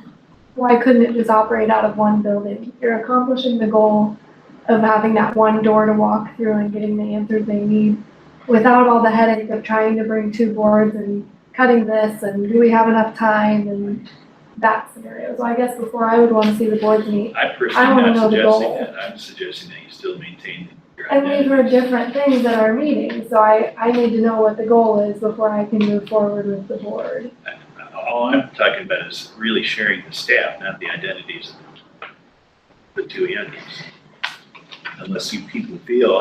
But when you say staff, you say overarching staff. Right, And that's. and I'm not saying that my concept of this, and I could very well be wrong, but my concept of this is that if you have staff that is focusing in economic development as a generic circumstance, you got different kinds of economic development, but the fact is that I've seen economic development circumstances where you see the shared type of thing happen quite regularly. It's not to say that it's right for Bloomfield. It's not to say it's wrong for Bloomfield. All I'm asking is there more staffing commitment that can be redirected in areas that you need to have emphasis in? I mean, there is a little bit of, there's a director and a part-timer at DCDC. There is a director and perhaps, some part-time help there too on Main Street. Maybe there's a better way of reconfiguring that, not to get rid of the identities of these two groups. I'd like to have a clarification from Darren, because what we're talking about on this side of the table right now is an additional staff person, which means dollars. What I believe Darren's talking about is a reduction in overall dollars. Am I right? No, I'm not talking about, I'm talking about combining what the city and the county both provide you with money. The city and the county both provide DCDC with money.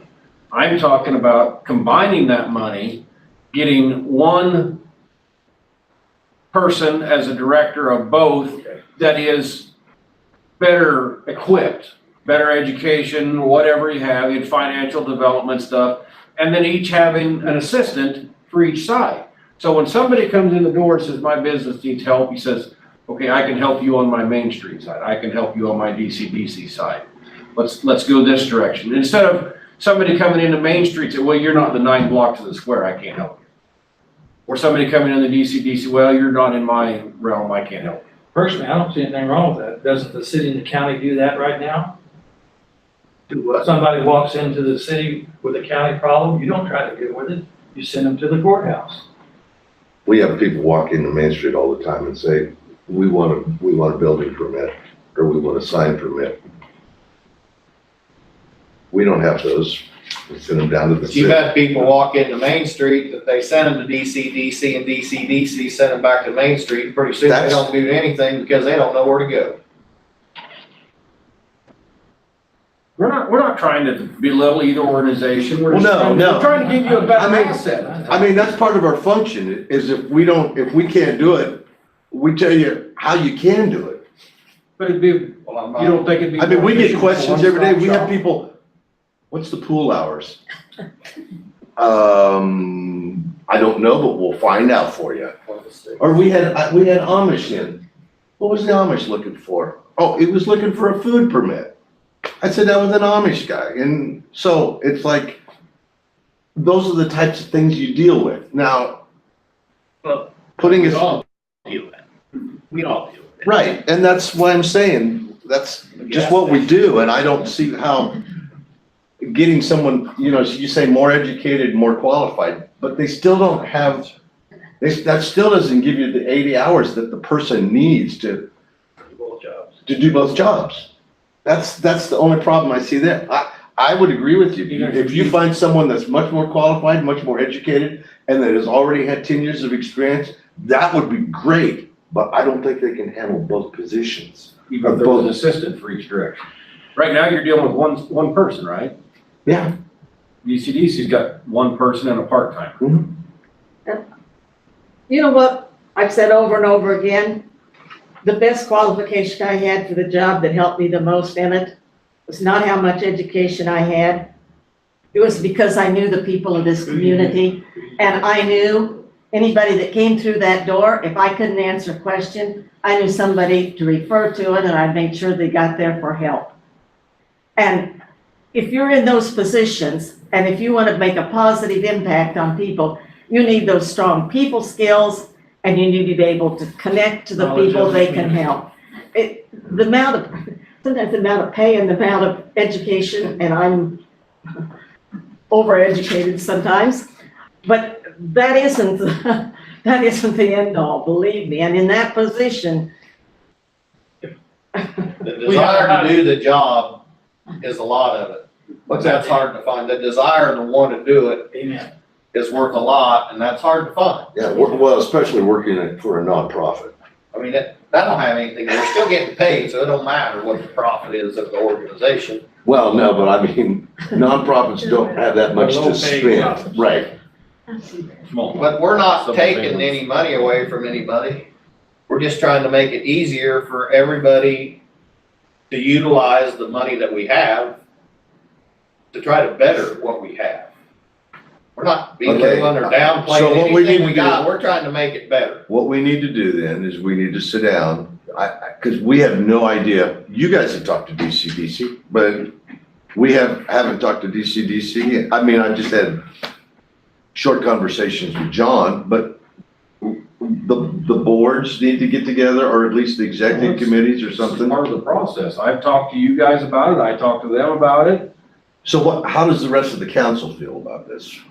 I mean, we've worked this way. I mean, you guys were the drivers on this, so that's why I'm asking. Well, I had talked about it, I don't know, I think Gary probably put it on the agenda, but. No, this was an understanding that the mayor and I had from the standpoint of, look, if we're going to talk about this, we need to talk about this. This is a discussion item on the agenda. It is not any action item. And one of the things that I think is very clear and makes a lot of sense from my perspective, and I've been saying this all along behind the scenes, is that DCDC and Main Street need to sit down and talk about this with city people, just to get an understanding about where everybody's at. So I do have a great idea, though. You guys have an economic development director right now? An economic development director? Well, we got Chris. That's what I mean. Community development. Community development, okay, Oh. community development. I think he's an excellent choice to act as the bridge between the two groups. I don't disagree. Because he was the president of DCDC, he's on the Main Street board. Watch, he's going for a knife. I'm gonna pay later, I'm just. Doug, That's that Of course, you'd have to pay more money. No, let me finish this. there is an understanding that a creation of a community development director is someone that's going to be interfacing on a regular basis with the staffs and probably the boards of both of these agencies. Absolutely. And that was one of the reasons why this job was set up to begin with, so that there was more formal and regular communication between those folks and us, because we do a lot of the financing work. We also do a lot of the work in partnership with Main Street. In Sure, partnership. absolutely. If you guys weren't our partners, and all this stuff that we're talking about wouldn't have been done. Yeah, in what I'm saying is that, in what I'm saying is that it works better for us if we're working together with you collectively, the economic development private sector, as opposed to us working with you, the economic development private sector here and here, and perhaps over here too. I think that the thing here is that all we're trying to do is from my perspective, this is just my perspective. I think all we're trying to do is just evolve a more consistent and a more effective approach in dealing with this issue of economic development. Can we manage to put a Main Street representative on DC and a DC representative on Main Street? There's one right now. You already have both. Oh, yeah, Alyssa? And Aaron. Oh, okay. So yeah, to answer your question, yes, we got it. Can we get more communication that way? Let me ask this question Yeah. in that context. Can you put Main Street people on DCDC's board and DCDC people on your board? We have. That's what. No, they're liaisons. These are liaisons from the city. I'm talking about. No, one of our board members is on both boards. You're a voting member on both. Right, but that's a city assignment though. But we do have Alyssa. She's on both boards. Are you a voting member on DCDC? No, Alyssa. Alyssa, not. Oh, Alyssa's not you, not Yeah. Alyssa. Bruce Wortman that was here for years was on the Main Street board and in fact, he was one of our most dedicated members for years. And he was on DCDC board all that time. From everybody I've talked to, council wise, DCDC wise, a little Main Street wise, is all for the idea of talking. Sure. Yeah. Absolutely. Dan called me and he says, Earl, what do you think of this idea? And I said, I think it's a great idea. Sit down and talk about it. We don't, some of us don't know why it ever split up. Right. DCDC requested it. I actually wrote the rental agreement with Gazumis's that they approved to keep them in our office for a while at a significantly reduced rate on the rent. And then after a while, they decided they want to split off from us for whatever reason. But privacy, having both organizations in one building is a huge deal. And we can keep them separate. Can that be achieved in the building? Absolutely. No, it's not in the building we have now. We don't Yes. have a room. Yes. Where are you gonna put the boardrooms? Our back renter's moving out. Oh. Eventually, she's getting her own. So, I mean, I guess But, Get the board so who's together, gonna, let them- Alexis and Alan Yank need to set up a time and date for you guys to get together and talk.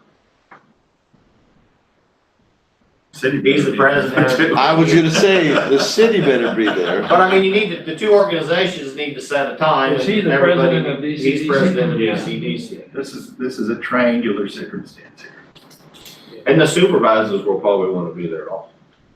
Well, Alan was there. Alan would be. What we don't wanna do is create more committees. No, you've got enough committee. Right, exactly. Yeah, we're over. Exactly. Yeah, as you well have learned. Possibly two. So I think that's the next step. Okay, who's doing that? Okay, I'll do it. All right, had a volunteer. Somebody next step down my way. Alexis, if you don't want, I can go for you. No. Consider She's busy, setting she a is special meeting to conduct goal setting. You have not too Thursdays, but 3 off Thursdays in August. We've got an extra Thursday in the month of August. And then the understanding here is that this would be a meeting committed only to this function. I think it's gonna be a 2 or 2.5 hour meeting. And the idea here is to come up with some priorities as far as city's business is concerned. It'll help us with budgeting, might give us a leg up a little bit on some of the capital improvement planning that we're going to be doing. Probably talk a little bit in context of this goal setting as far as getting a start on CIP. But I think that the idea of putting this together in the time and location to be determined is appropriate. If you want to do it on a Thursday, you got the 9th, the 17th, not the 9th. We've got the 9th, the 23rd, and the 30th that are off council meeting Thursdays. If you want to do it on Thursday. It's the long-term and short-term goals, all that stuff will be included in this. It's just,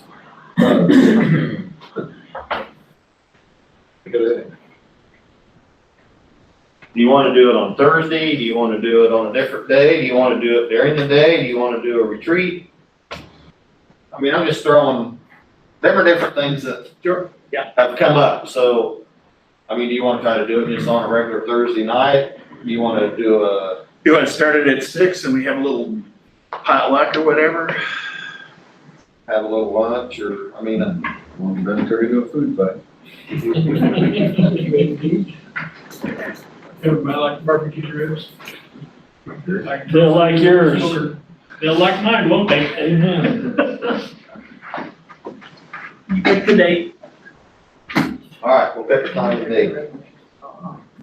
Just, everybody okay with a Thursday though? I think that's best. All right, we'll stay on a Thursday, 9th, 17th, or 9th, 23rd. 23rd, or 30th, one of those. We'll get it together. Okay, To be determined later. we'll let you know pretty quick. Yeah. Yeah. Approved claims as presented.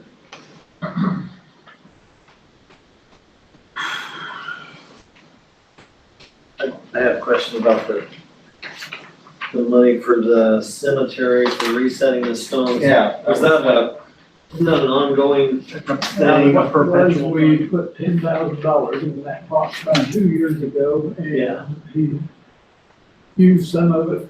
Ron had, and he talked to him a while back about it, and he was going pretty good. He finally found that somebody that worked for the price he could stand and did good work, and I say I don't know just how far they've got with it. But they've got $11,000 worth. They did a lot. They did 70 stones. 70 stones. Wow. That's.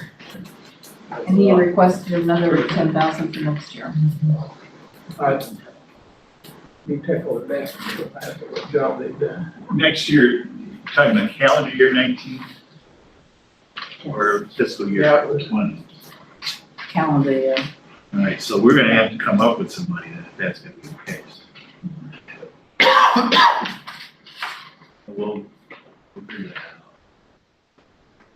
What's the Dow Real Estate? That was Subway.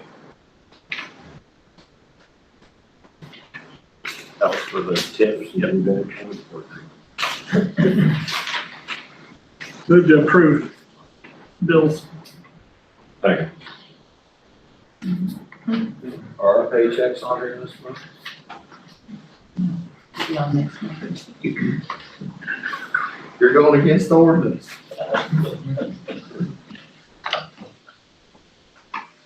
With interest. All in favor?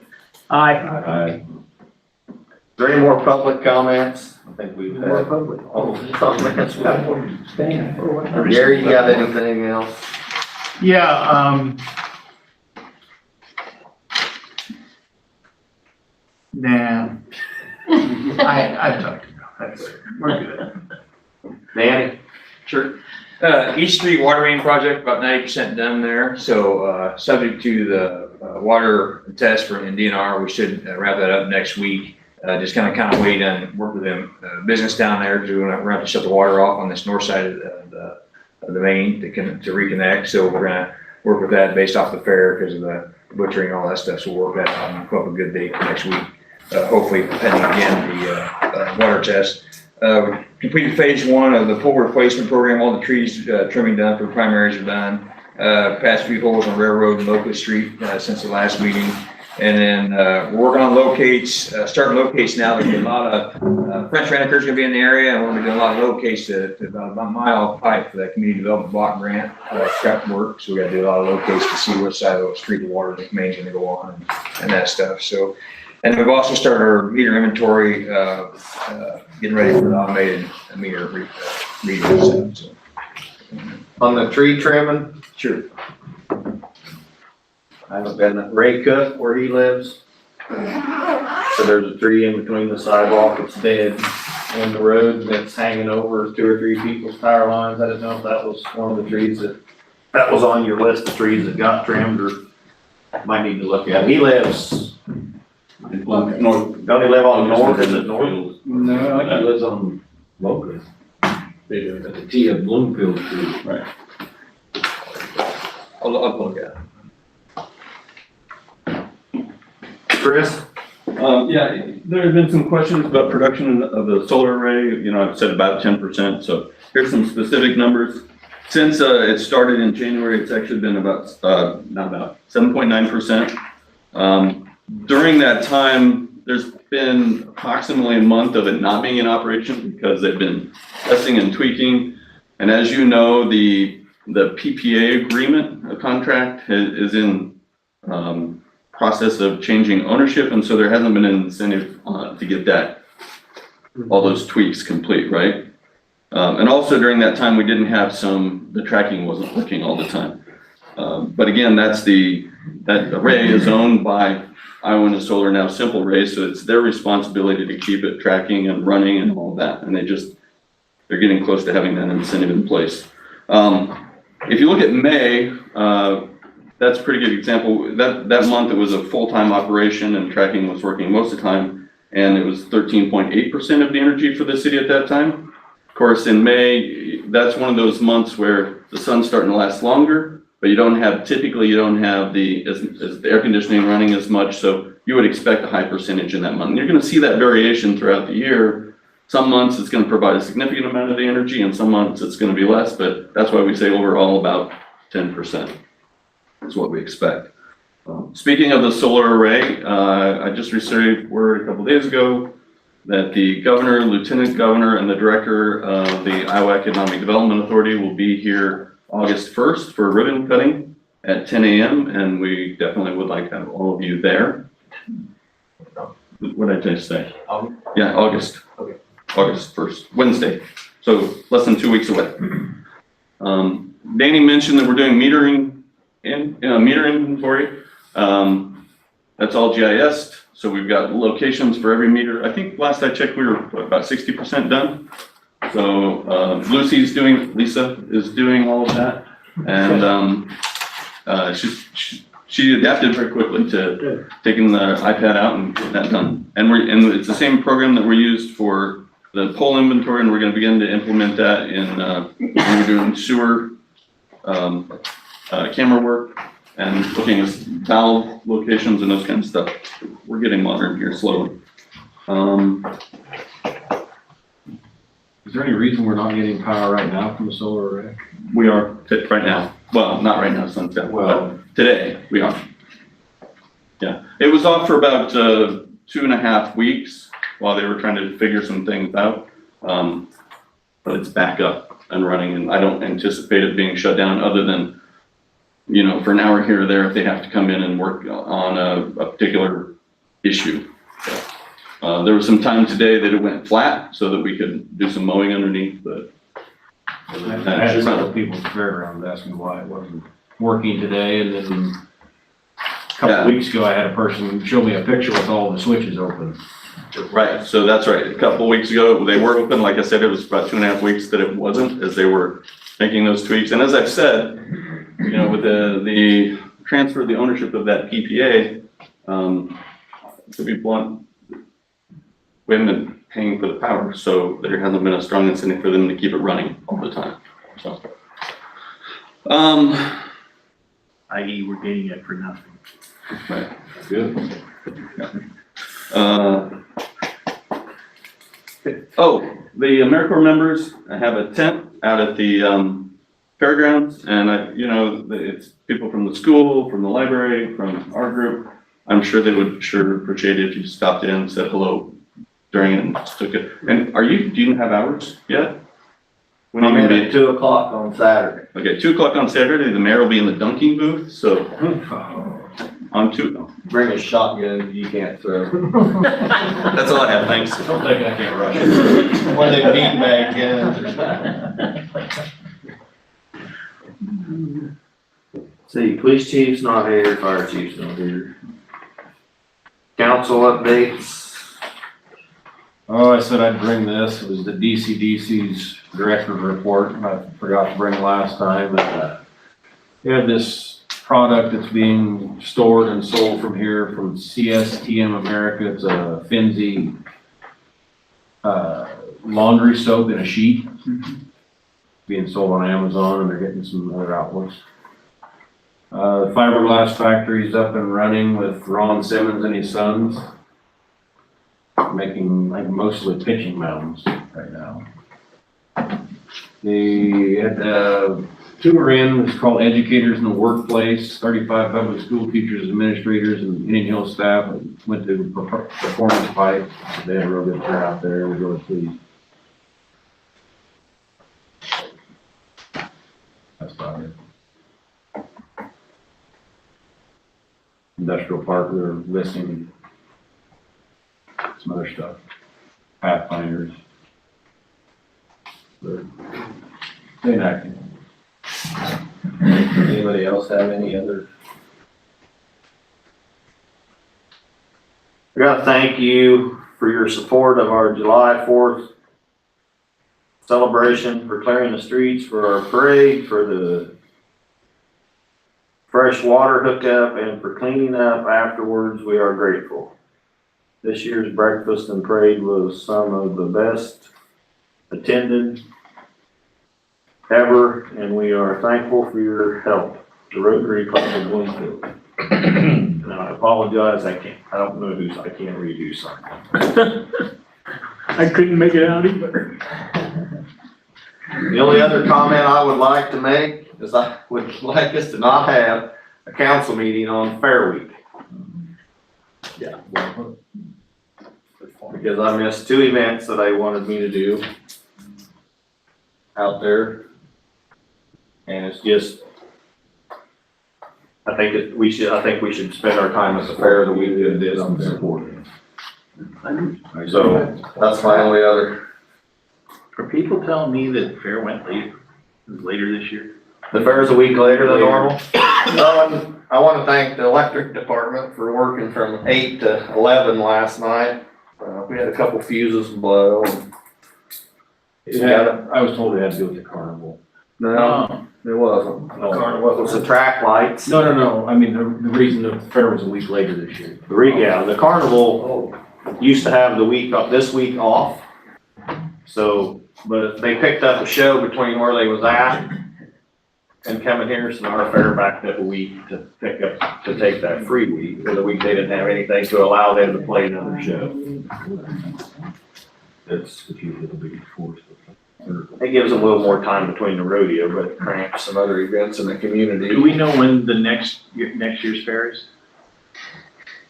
They probably do. I can find out as soon as the carnival gives them their dates, is when they set.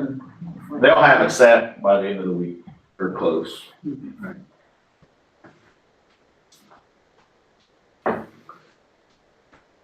So, closed session pursuant to Iowa Code 21.51I to evaluate the professional competency of an individual whose employment, hiring, performance, or discharge is being considered when necessary to prevent needless and irreparable injury to the individual's reputation, and that individual should request a closed session. You guys have a lockout. You want to call me, I'll come back, or just call me and I'll come back and take care of this. We can't go far down, we can't go into there. A panic bar? No, there's a code, so the push button doesn't work and. So, so we need to ask if Gary wants a closed session, and then you need to